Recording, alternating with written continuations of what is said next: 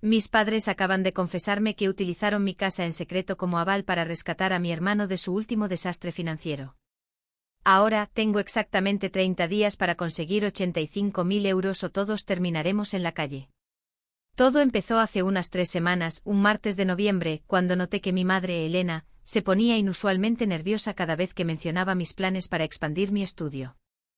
Llevo 8 años trabajando como diseñadora editorial autónoma en Valencia, luchando cada día por una vida estable, ahorrando cada céntimo y renunciando a vacaciones para poder comprar este pequeño chalet en las afueras de Torrente. Mi padre, Ricardo, siempre decía estar orgulloso de mi independencia, mientras que mi hermano menor, Mateo, saltaba de una idea brillante a otra, fracasando siempre y regresando a casa de mis padres con los bolsillos vacíos. Mateo siempre fue el favorito, el niño difícil, que necesitaba más atención y, como resultó después, mucho más dinero del que nuestra familia jamás tuvo. Esa noche de diciembre fui a casa de mis padres para la cena habitual del domingo, llevando una botella de vino y con la ilusión de comentar la reforma de mi salón. El ambiente era pesado, el aire parecía cargado de palabras no dichas. Mateo estaba en un rincón del sofá, absorto en su móvil y evitando cualquier contacto visual. Al sentarnos a la mesa, mi padre jugueteó con su paella durante un largo rato, y mi madre no dejaba de alinear las servilletas obsesivamente. Finalmente Elena suspiró y me miró con la misma expresión que usaba cuando quería que yo le hiciera los deberes a Mateo en el instituto. Empezó con rodeos hablando de lo difícil que era todo para Mateo, de cómo su último proyecto de arbitraje de divisas se había desmoronado por un supuesto fraude y de cómo unos prestamistas privados habían empezado a amenazarlo físicamente. Yo escuchaba con irritación, esperando que me pidieran un préstamo de un par de miles de euros, pero la realidad era una pesadilla. Resulta que Mateo arrastró a mis padres a un esquema de préstamos turbios y, cuando la situación estalló, no se les ocurrió nada mejor que usar el poder notarial que les firmé hace 3 años, cuando me fui a trabajar un tiempo a Lyon. Hipotecaron mi casa, que legalmente figuraba a nombre compartido con mi padre por las condiciones de la hipoteca original, y ahora esos prestamistas exigen el pago total más unos intereses usureros. Cuando Elena pronunció las palabras, tuvimos que usar tu propiedad para salvar la vida de tu hermano, sentí un pitido en los oídos y la habitación empezó a dar vueltas. Miré a Mateo buscando un rastro de arrepentimiento, pero solo me espetó que yo siempre había tenido éxito, y que era muy fácil juzgar desde mi pedestal. Mi padre permaneció en silencio, mirando al suelo. En ese momento comprendí la escala de la catástrofe, habían hipotecado mi futuro por un hombre que no ha trabajado honradamente ni un solo día. El resto de la velada es un borrón de frases sobre lazos de sangre y promesas vacías de que Mateo lo devolvería todo trabajando. Pero el golpe final llegó cuando mi padre me entregó una notificación de un bufete de abogados de Madrid indicando que si no se pagaba la deuda en un mes, se iniciaría el proceso de desahucio. Salí de allí sintiéndome vacía. Me quedé en el coche mirando la oscuridad. Mis propios padres, las personas en las que más confiaba, me habían engañado de la forma más cínica. Al volver a mi casa, toqué las paredes que yo misma había pintado y sentí una rabia fría y calculadora.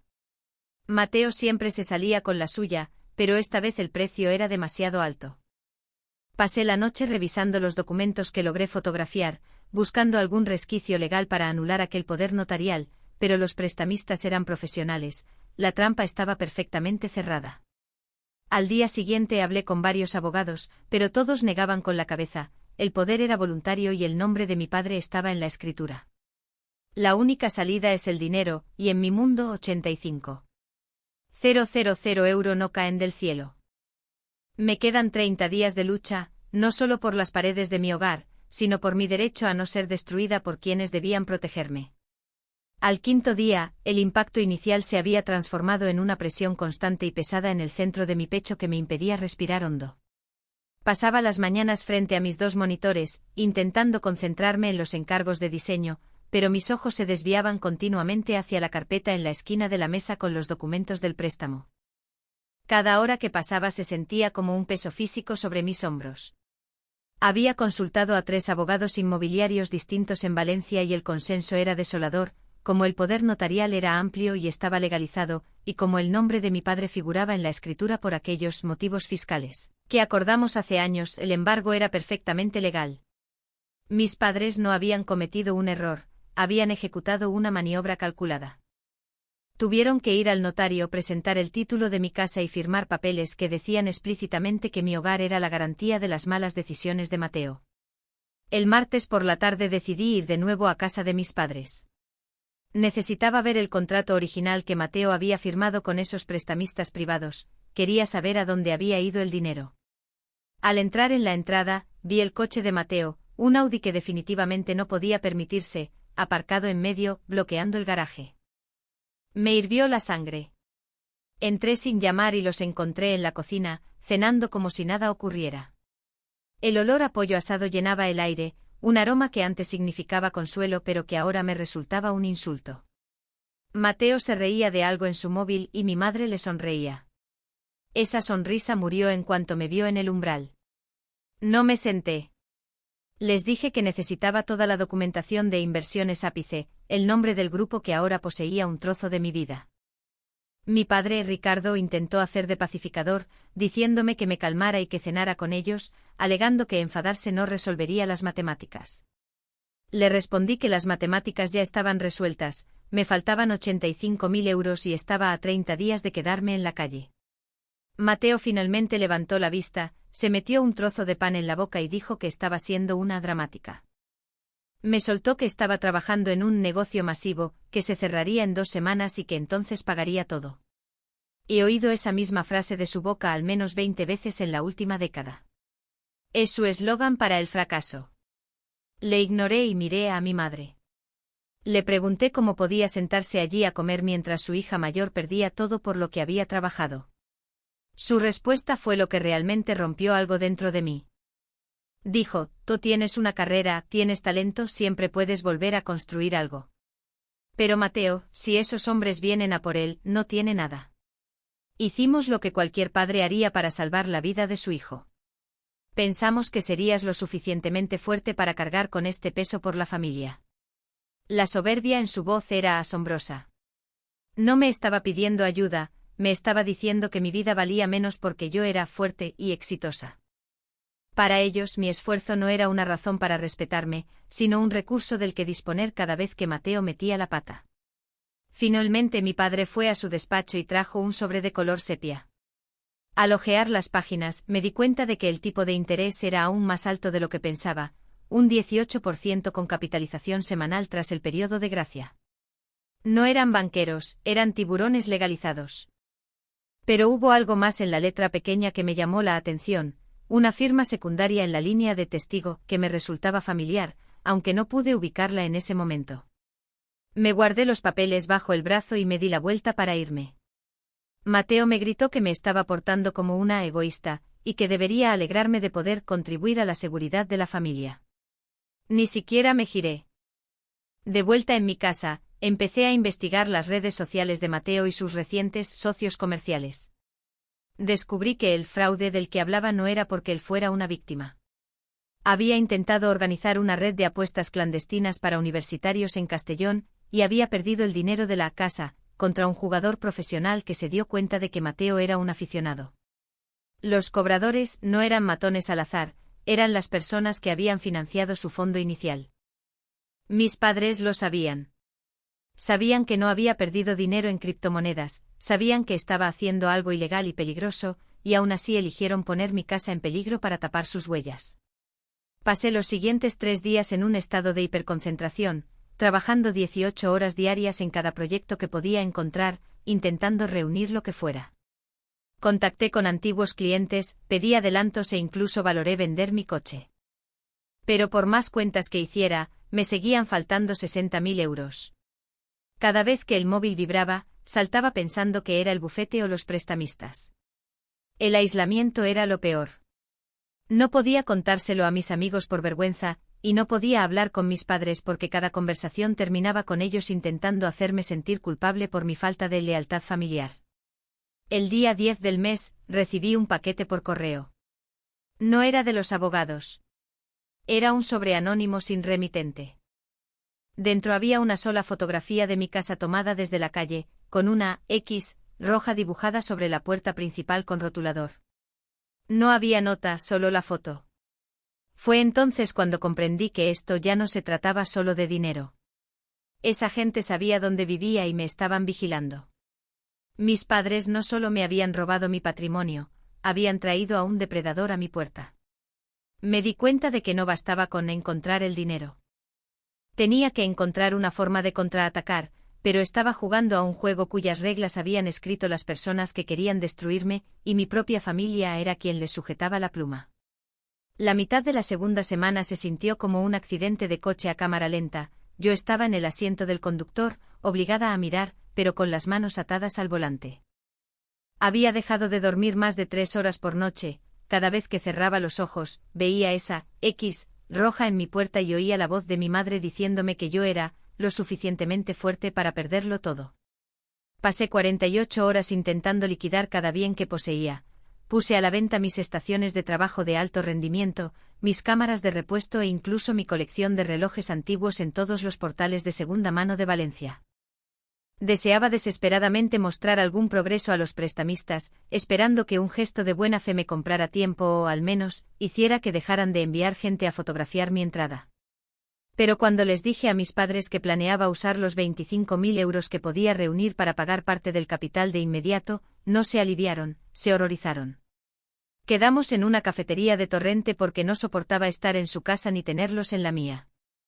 La conversación se volvió tóxica antes de que el café se enfriara. Mi madre Elena me agarró la muñeca por encima de la mesa y me soltó que no podía dar ese dinero a los prestamistas todavía porque Mateo tenía otra situación urgente que requería efectivo inmediato.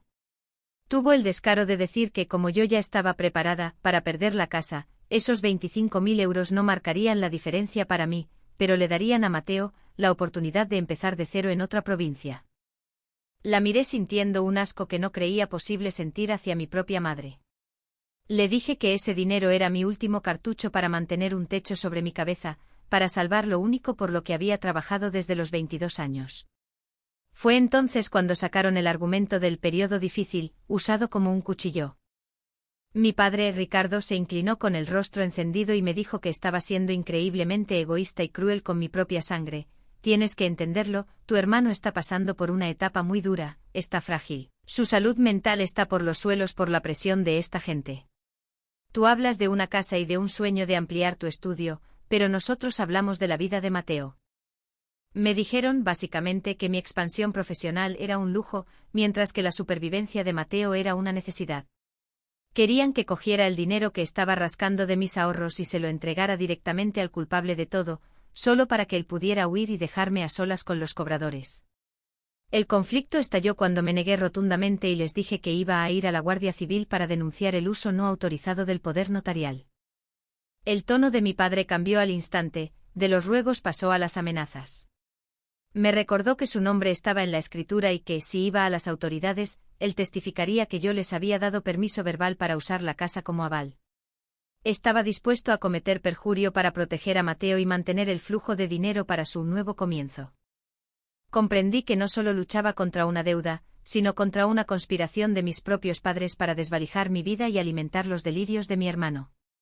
Me fui de la cafetería mientras mi madre me gritaba que era una egoísta desalmada, lo suficientemente alto como para que todos los clientes se giraran.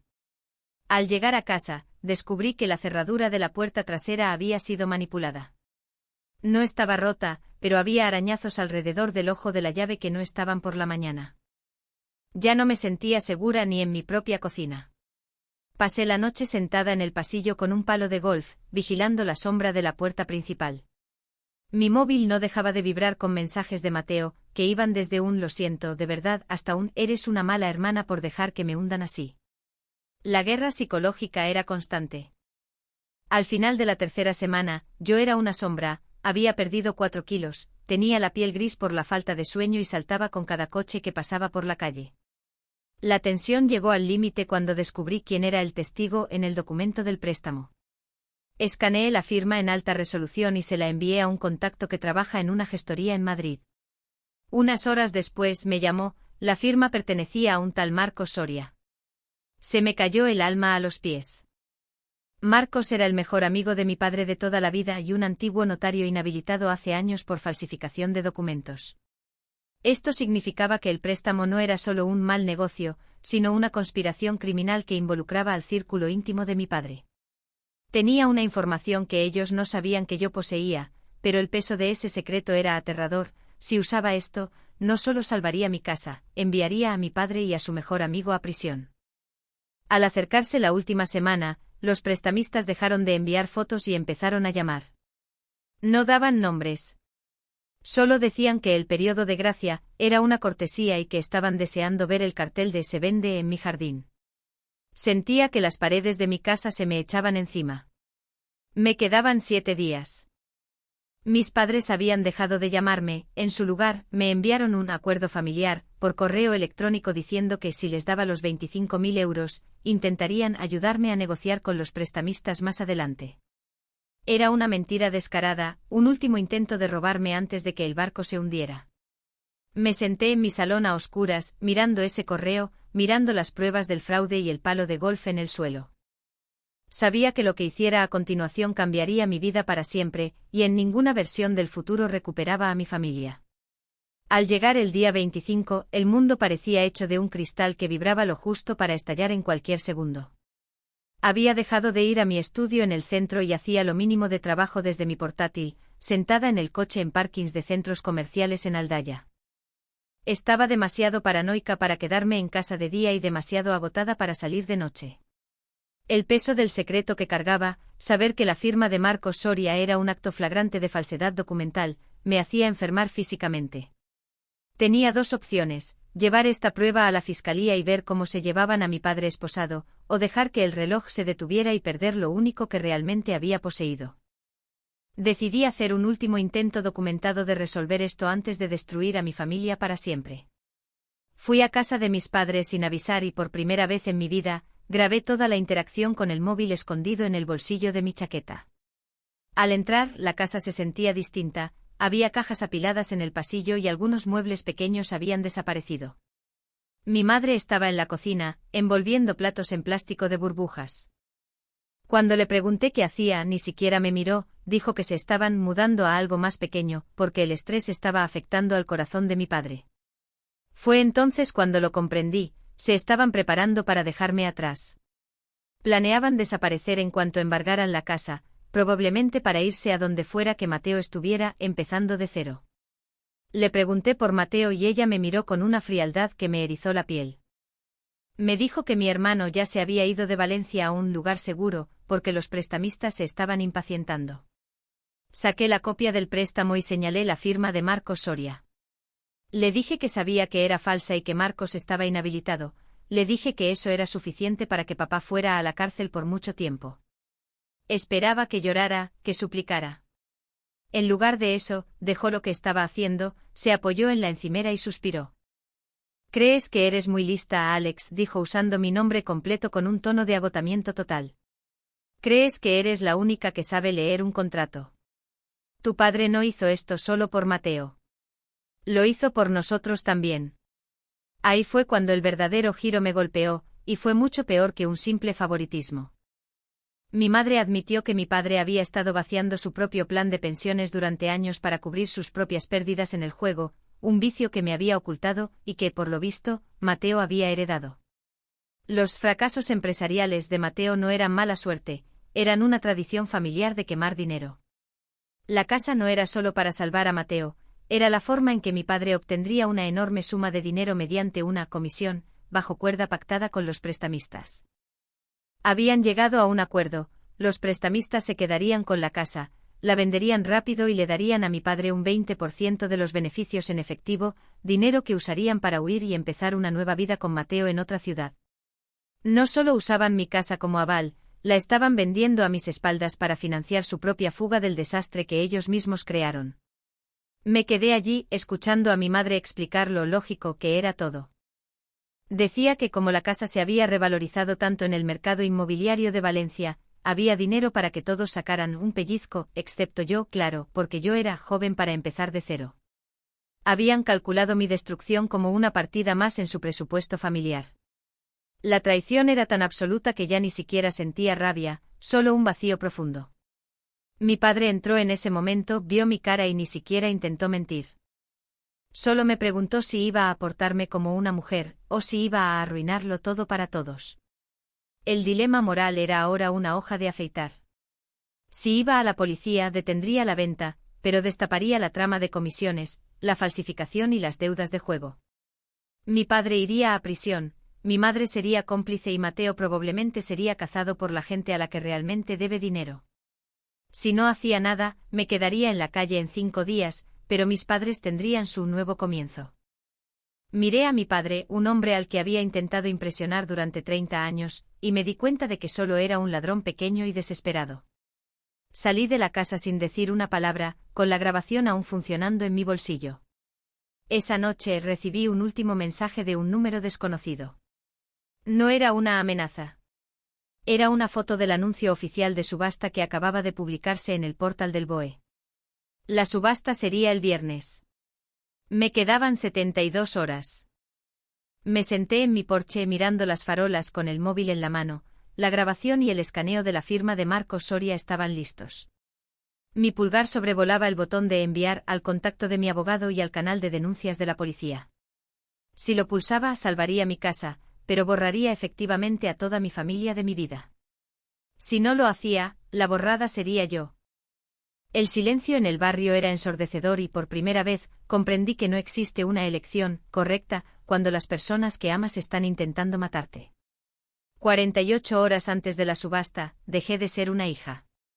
Pasé toda la mañana en una sala pequeña y sin ventanas de la comisaría de la Policía Nacional, sentada frente a un inspector llamado Jiménez que parecía haber visto todas las versiones de la codicia humana que Valencia podía ofrecer.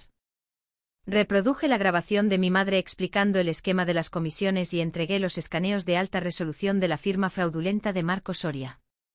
La sala estaba en silencio, salvo por la voz de mi madre saliendo de los altavoces, hablando con tanta naturalidad sobre la destrucción de mi vida que incluso el inspector respiró hondo y despacio cuando terminó la grabación.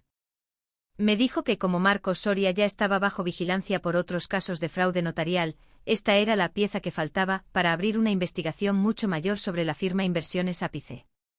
No sentí victoria, solo un entumecimiento frío y hueco que se extendía desde mi pecho hasta las puntas de mis dedos. En el día 29, la tormenta finalmente estalló. Estaba sentada en mi porche viendo salir el sol, cuando 3 furgones policiales se detuvieron frente a la casa de mis padres, a solo 2 calles de distancia. No fui allí, podía ver las luces azules parpadeando entre los árboles. Mi abogado había presentado un interdicto de urgencia la noche anterior, paralizando la subasta de mi casa y señalando el préstamo como un instrumento fraudulento. Al mediodía, mi móvil era un cementerio de llamadas perdidas y mensajes frenéticos. Mi madre me envió uno que decía: «Has matado a tu padre, espero que estés satisfecha», seguido de una sarta de insultos que ni siquiera me molesté en leer hasta el final. Mi padre, Ricardo, fue llevado a declarar junto con Marcos Soria. La comisión que esperaban se había esfumado, y en su lugar había una montaña de gastos legales y la posibilidad real de ir a prisión por estafa y falsedad documental. Lo más escalofriante ocurrió esa misma noche. Estaba en mi salón con las luces apagadas, cuando oí un coche detenerse. Era Mateo. No se acercó a la puerta, se quedó en medio de mi jardín y empezó a gritar con todas sus fuerzas. Me llamó traidora y chivata, gritando que había arruinado la única oportunidad que tenía la familia de salir de deudas. No mencionó que la deuda era suya. No mencionó que la casa era mía. Para él y para mis padres, yo solo era un obstáculo para su supervivencia. Finalmente subió a su coche y se fue a toda velocidad, esa fue la última vez que lo vi. El abogado de mi padre llamó más tarde para decirme que Ricardo había salido bajo fianza, pero que la fiscalía seguía adelante con los cargos. La empresa de préstamos, al darse cuenta de que su ventaja había desaparecido debido a los documentos falsificados, se retiró de inmediato para evitar que investigaran sus propias prácticas comerciales. Mi casa estaba a salvo, pero la victoria me sabía a cenizas.